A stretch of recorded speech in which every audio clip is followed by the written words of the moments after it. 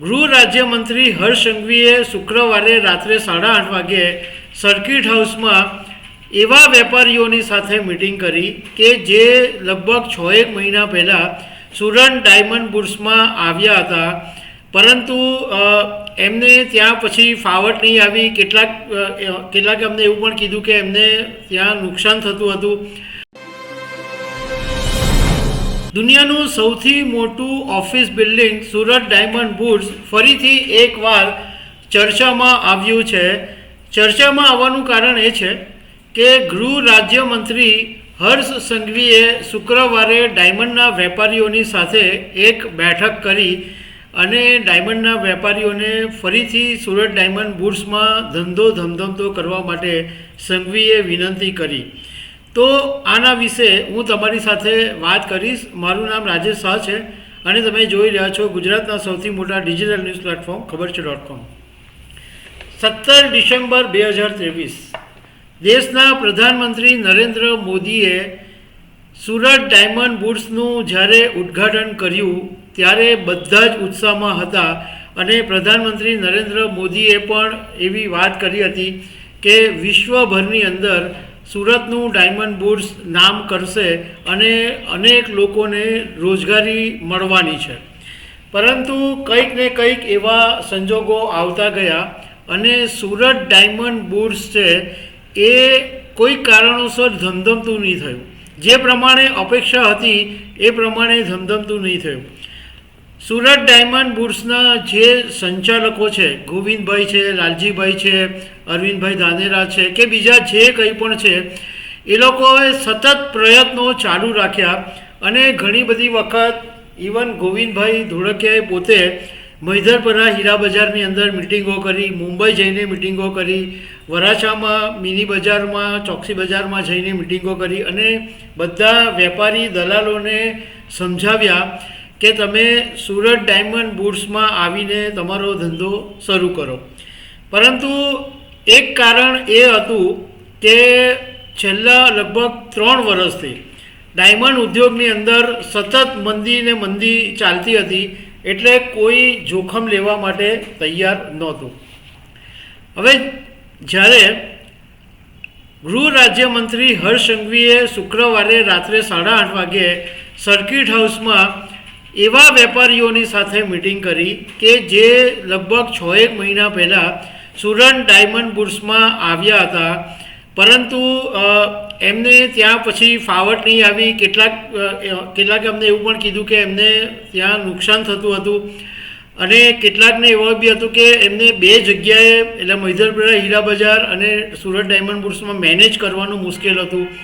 તો એવા જે 6 મહિના પહેલાં ત્યાં સુરત ડાયમંડ બુર્સમાં ગયેલા અને પાછા મહિધરપુરામાં ચાલ્યા ગયા હતા એવા વેપારીઓ અને બાકીના જે અન્ય વેપારીઓ છે એવા લગભગ 50-60 વેપારીઓની સાથે હર્ષ સંઘવીએ સર્કિટ હાઉસમાં બેઠક કરી અને હર્ષ સંઘવીએ બધાને વિનંતી કરી હતી કે તમે બધા એક સાથે આવશો તો જ આ સુરત ડાયમંડ બુર્સને ફાયદો મળશે. તમે અડધા જશો, અડધા નહીં જશો તો એમાં ફાયદો નહીં થાય.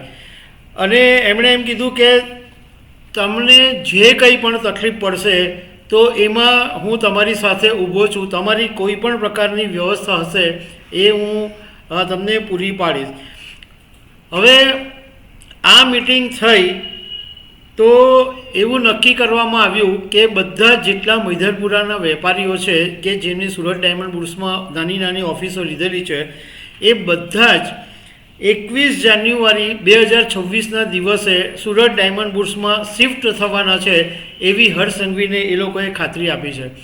હવે મિટિંગ થાય એટલે મુહૂર્ત પણ જોવાયું અને દિવસ નક્કી કરાયો 21 જાન્યુઆરી 2026નો એ મહાસુદ પાંચમનો દિવસ. અને એ મહાસુદ પાંચમના દિવસે બધાએ ફરીથી ત્યાં સુરત ડાયમંડ બુર્સમાં જવાનું નક્કી કર્યું. હવે હર્ષ સંઘવીની મિટિંગ પતી ગઈ.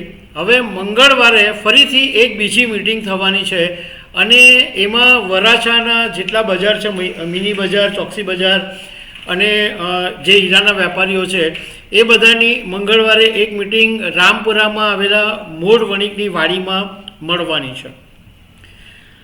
જ્યારે હર્ષ સંઘવીની મિટિંગ મળી અને એ પછી અમે ઘણા બધા ડાયમંડના વેપારીઓની સાથે વાત કરી, સુરત ડાયમંડ બુર્સના સંચાલકોની સાથે પણ વાત કરી અને સુરત ડાયમંડ બ્રોકર્સ એસોસિએશન છે એની સાથે પણ વાત કરી.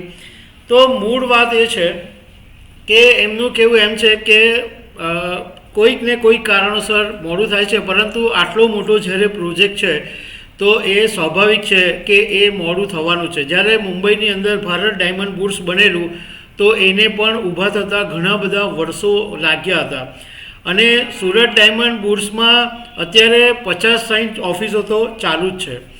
અમે સુરત ડાયમંડ બુર્સના પ્રમુખ અરવિંદભાઈ ધાનેરાની સાથે વાત કરી. આમ એમનું નામ અરવિંદભાઈ શાહ છે, પરંતુ અરવિંદભાઈ ધાનેરાના નામથી વધારે ફેમસ છે. તો એમણે એમ કીધું કે આ હર્ષ સંઘવીની સાથે જે સર્કિટ હાઉસમાં બેઠક મળી હતી એ વેપારીઓએ બેઠક બોલાવી હતી અને એમાં હર્ષ સંઘવી હાજર રહ્યા હતા. એમાં સુરત ડાયમંડ બુર્સના કોઈ હોદ્દેદારો કે કોઈ નેતાઓ હાજર નહોતા રહ્યા, કારણ કે એમણે બોલાવેલી બેઠક હતી. એમણે એમ કીધું કે અત્યારના લગભગ 50થી 60 ઓફિસો છે એ સુરત ડાયમંડ બુર્સની અંદર ઓલરેડી ચાલે જ છે. અમે અગાઉ એ લોકોના માટે બસની પણ વ્યવસ્થા કરી હતી, પરંતુ હવે આ મિટિંગની અંદર જે પ્રમાણે અમને જાણવા મળ્યું છે કે 21 જાન્યુઆરી 2026માં બધા ડાયમંડના વેપારીઓ હવે આવવાના છે અને એમના જે ફર્નિચરનું કામ ચાલુ છે એ પણ હવે પૂરું કરવાના છે. એટલે એક આશા છે કે 2026માં ડાયમંડ બુર્સમાં ફરીથી એક્ટિવિટી જોવા મળશે. એ સિવાય પણ અમે ઘણા બધા ડાયમંડના વેપારીઓની સાથે વાત કરી. તો એમનું કહેવું એમ હતું કે સુરત ડાયમંડ બુર્સે લગભગ 3થી 4 વખત બસની વ્યવસ્થા ગોઠવેલી હતી, મૈદરપરા, કતારગામથી, વરાછાથી, કે આ દલાલો છે કે વેપારીઓ છે કે એમને આવવામાં કોઈ તકલીફ નહીં પડે અને આવવા જવા માટે બસનું સમય ને બધું જ નક્કી કરવામાં આવેલું હતું. પરંતુ કોઈ કારણસર એ સક્સેસ ન ગયું અને ફરીથી એક વખત હવે 21 જાન્યુઆરી 2026થી ફરીથી પાછી બસની વ્યવસ્થા પણ ગોઠવવામાં આવી છે. એક વેપારી અમને એવું કીધું કે દલાલોને મુશ્કેલી એ પડતી હતી કે મૈદરપરાના બધા જ વેપારીઓ સુરત ડાયમંડ બુર્સમાં નથી ગયા. એટલે એ સુરત ડાયમંડ બુર્સમાં જાય અને ત્યાં આગળ 2 વેપારી એવા હોય કે જેને એ મળતા હોય અને બાકીના 8 વેપારી મૈદરપુરામાં બેઠા હોય, તો એના એસટીબીમાં જવાનું એના માટે ફાયદાકારક નહીં રહે અને એને ત્યાં જવું પાછું આવવું એવું બધું મુશ્કેલીઓ ઘણી બધી પડતી હતી. એને કારણે સુરત ડાયમંડ બુર્સમાં જે ધંધો કરવામાં આવતો હતો એ બંધ રાખીને બધા ફરીથી મૈદરપુરાની અંદર આવી ગયા હતા. પરંતુ હવે એવી આશા છે કે ઘણા બધા વેપારીઓ હવે 2026માં ચાલ્યા જશે. બીજું અમે એક વાત એમ પણ પૂછી કે અત્યારે ડાયમંડ ઉદ્યોગની અંદર શું હાલત છે. તો એમાં અમને 2-3 ડાયમંડના વેપારીઓ એવું કીધું કે અત્યારે આમ માર્કેટ સ્લો છે, ડિમાન્ડ એટલી બધી નથી, કારણ કે માર્કેટની અંદર એક મોટું કન્ફ્યુઝન પેદા થઈ ગયું છે ડોનાલ્ડ ટ્રમ્પના વિશે કે ટેરિફ પર શું આવશે, હજુ કોઈ ક્લેરિટી નથી આવી. એટલે લોકો સ્ટોક ભેગો કરતાં ડરે છે, લોકો અસમંજસમાં છે કે કંઈક મોટો સ્ટોક ભેગો કરી દીધેલો કંઈક લોચો પડી ગયો તો નુકસાન થઈ શકે. એટલા માટે અત્યારના માર્કેટ થોડું સ્લો છે. પરંતુ એક વેપારી અમને એવું કીધું કે ગયા વર્ષે દિવાળીમાં જે માહોલ હતો એના કરતાં આ વખતે પરિસ્થિતિ થોડી સારી દેખાઈ રહી છે, કારણ કે જેસી કે લાસ વેગાસ શો અને હમણાં સુરત ડાયમંડ બુર્સનો જે કેરેટ શો ગયો એમાં સારો પ્રતિસાદ મળ્યો હતો. તો દર્શક મિત્રો, આવી અનેક વાતો સાથે અમે તમને મળતા રહીશું. Thank you very much.